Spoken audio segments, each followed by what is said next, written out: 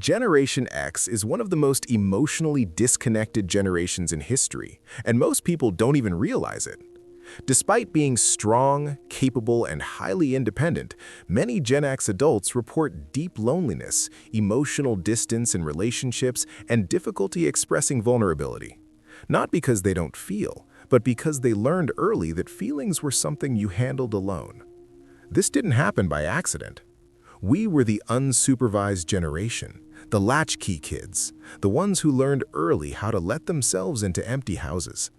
We grew up in the shadow of the Cold War, with sitcom theme songs as our lullabies and the low hum of the television filling the silence.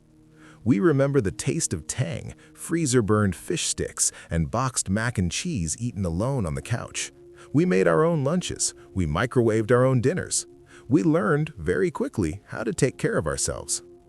And if we're being honest, we're quietly proud of that.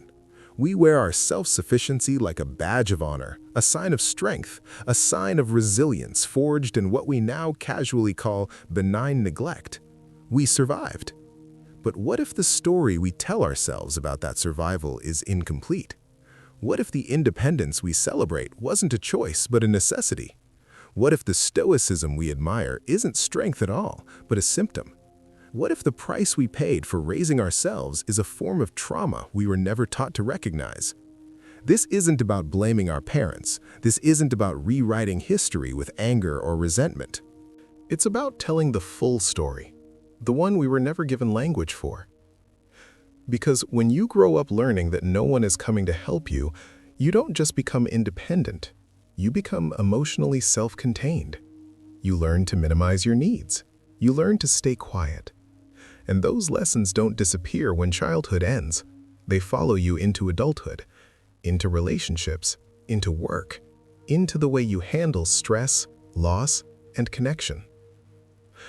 For decades, Generation X has been described as tough, cynical, resilient, and emotionally distant. We've been called the forgotten generation, the middle child, the ones who don't complain. But maybe that emotional distance isn't personality. Maybe it's history. Maybe it's the result of growing up in a world where children were expected to adapt, not be supported, where feelings were inconvenient, where silence was rewarded. And maybe the trauma wasn't a single event. Maybe it was the environment itself. A childhood defined not by violence, but by absence, not by chaos, but by emotional quiet. An empty house, a blinking microwave clock, a key on a shoelace worn under a t-shirt. This is the hidden trauma Generation X never talks about, and it's time we finally did. We call it independence. We wear it like a badge of honor. But what if that independence wasn't a choice? What if it was a response to an environment that forced us to fend for ourselves emotionally? Growing up, many of us never had a consistent, emotionally present caregiver. Feelings were inconvenient, needs were sidelined. A scraped knee was no reason for comfort. A tearful confession might be met with, "Suck it up," or "Stop crying before I give you something to cry about." This isn't abuse in the dramatic sense, it's something quieter, subtler, but no less powerful: emotional neglect. It's the absence of acknowledgement, of care, of a secure presence when we needed it most. And it shapes you in ways you don't immediately notice. Kids are brilliant at adapting. When you learn early that asking for help is futile, you stop asking. When your needs aren't met, you stop noticing them. When your emotions are ignored, you learn to hide them. What starts as survival becomes second nature. What starts as resilience becomes a pattern that silently governs adulthood. Our parents weren't failing us maliciously. Many of them were overwhelmed, constrained by societal pressures, economic stress, and their own unhealed trauma. Divorce rates skyrocketed. Working parents juggled careers and households without guidance or support. Culture still prized stoicism and self-sufficiency above emotional expression. So, we adapted. We became hyper-independent. We learned to solve problems alone, to manage emotions alone, to cope alone. And though it helped us survive, it also created invisible wounds. These invisible wounds aren't obvious. They don't leave scars you can see. They leave patterns: difficulty asking for help, walls around intimacy, perfectionism that masks insecurity. They follow us into work, relationships, friendships, and parenting. They whisper that needing support is weakness, even when it's not. And now, in midlife, the consequences are clear. Burnout, anxiety, depression, and substance use are higher among Generation X than many people realize. We are a generation conditioned to endure quietly, even when the weight is crushing. The coping mechanisms that once kept us alive now sometimes hold us back. This is the hidden price of being independent before we had a choice. A trauma response disguised as strength, a skill that became a burden. But awareness is the first step. Recognizing these patterns, seeing the ways our early environment shaped our emotions, is the key to breaking the cycle. And here's where the change begins: by naming it, by talking about it, by acknowledging that these responses served a purpose but may no longer serve us. We didn't choose this training, but now we can choose how we respond to it. For decades, Generation X has been largely invisible in research and culture. Caught between the baby boomers and millennials, we were often called slackers or the forgotten middle child. But the truth is far deeper. Studies on adverse childhood experiences, or ACEs, reveal a stark reality. Parental divorce, emotional neglect, household substance use, and parental mental illness were more common in our childhoods than many realize. These experiences create toxic stress, affecting brain development, emotional regulation, and long-term health. Population surveys show Generation X faced significantly higher rates of multiple ACEs compared to boomers.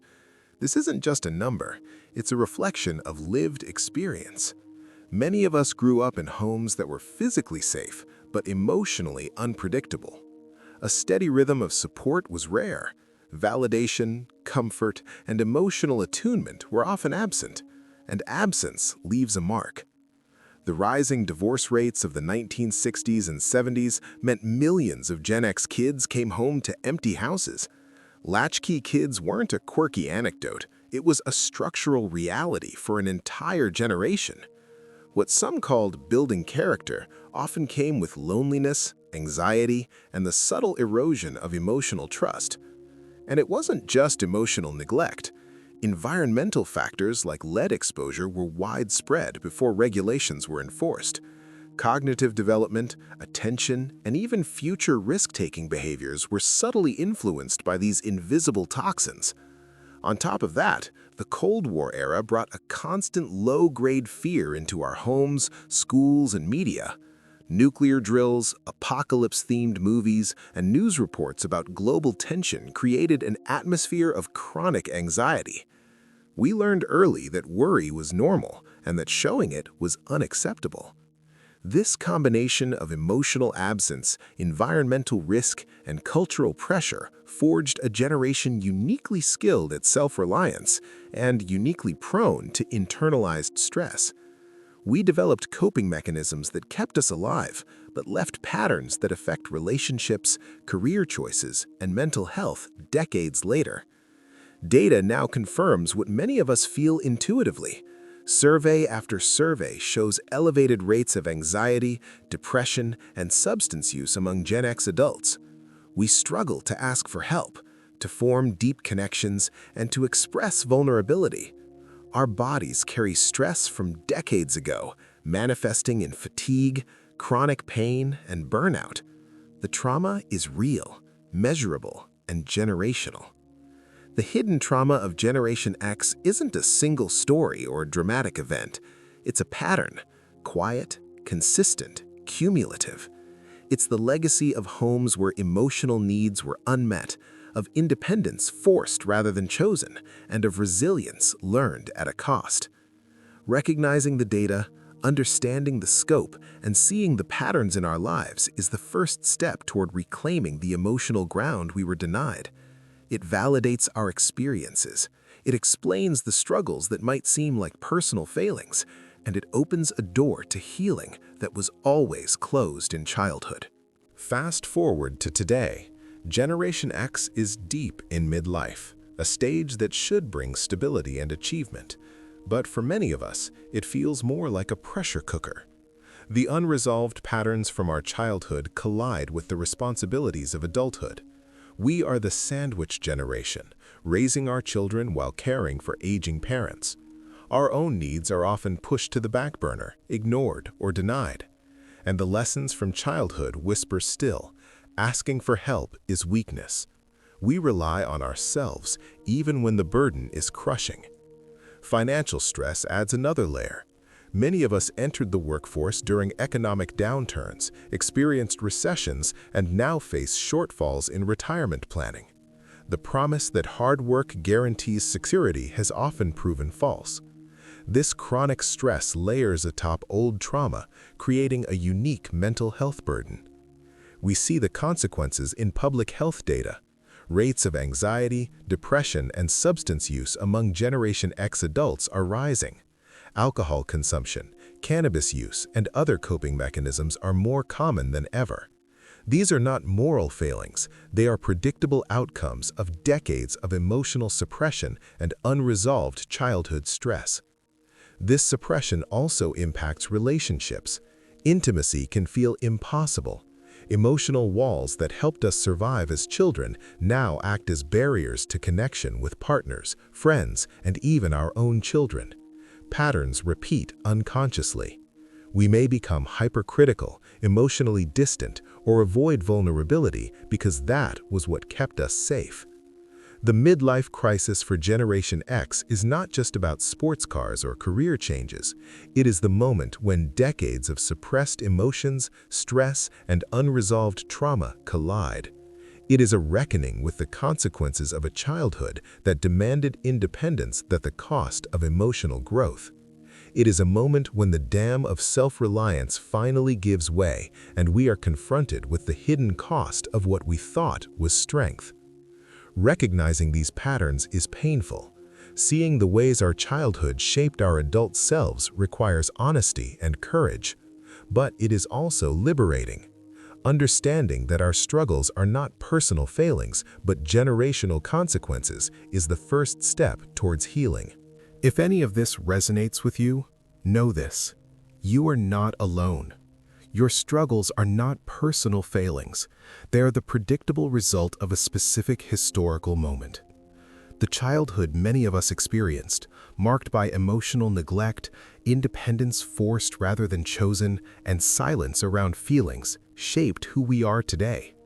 It created patterns of coping that helped us survive, but may no longer serve us. Acknowledging this is not weakness, it is insight.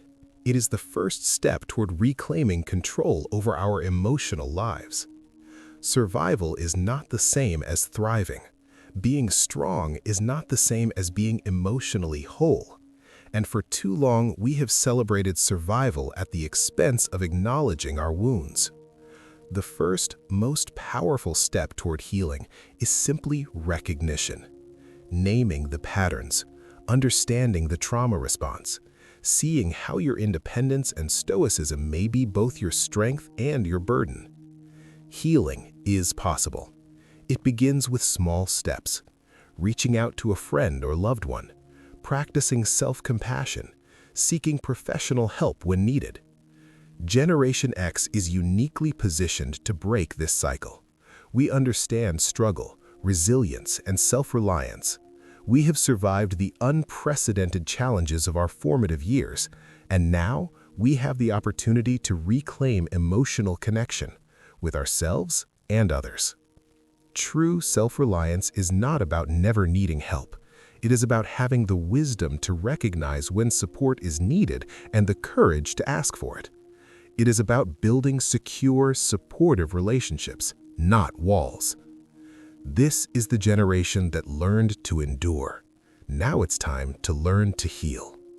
And here is where you can take the first step. Reflect on your experiences. acknowledge the patterns, and consider opening up to someone you trust. Even a small conversation can be the beginning of change. We were told to be seen and not heard. We kept our heads down. We survived. But now, in the middle of our lives, it's time for a new lesson. It's time to find our voice, to tell our story, the full story, not just the polished version of toughness and resilience. The truth is messy, painful, and deeply human. It is the story of independence learned too early, of emotions suppressed, of a generation quietly carrying trauma. And yet, there is hope. Because acknowledging our experiences is the first step toward change. Because speaking our truth can break the patterns that have silently shaped us for decades. Because healing is possible, even for those of us who grew up believing that needing help was weakness. You are not alone. Your experiences are valid. Your feelings are real. And sharing them can be transformative for you and for others who see themselves in your story. So here's what I want you to do. Take a moment. Reflect on your childhood, your coping patterns, and the ways they show up in your adult life. Then share a piece of your experience in the comments. It could be a memory, a feeling, a moment of recognition. You don't have to tell the whole story, just enough to start the conversation. By speaking, by connecting, by acknowledging, we start to heal. We move from surviving to thriving. We take the first steps toward reclaiming the emotional ground that was denied to us as children. The hidden trauma of Generation X doesn't define us, but understanding it, truly understanding it, can set us free. Let's finally have the conversation we were never allowed to have. Let's be seen. Let's be heard.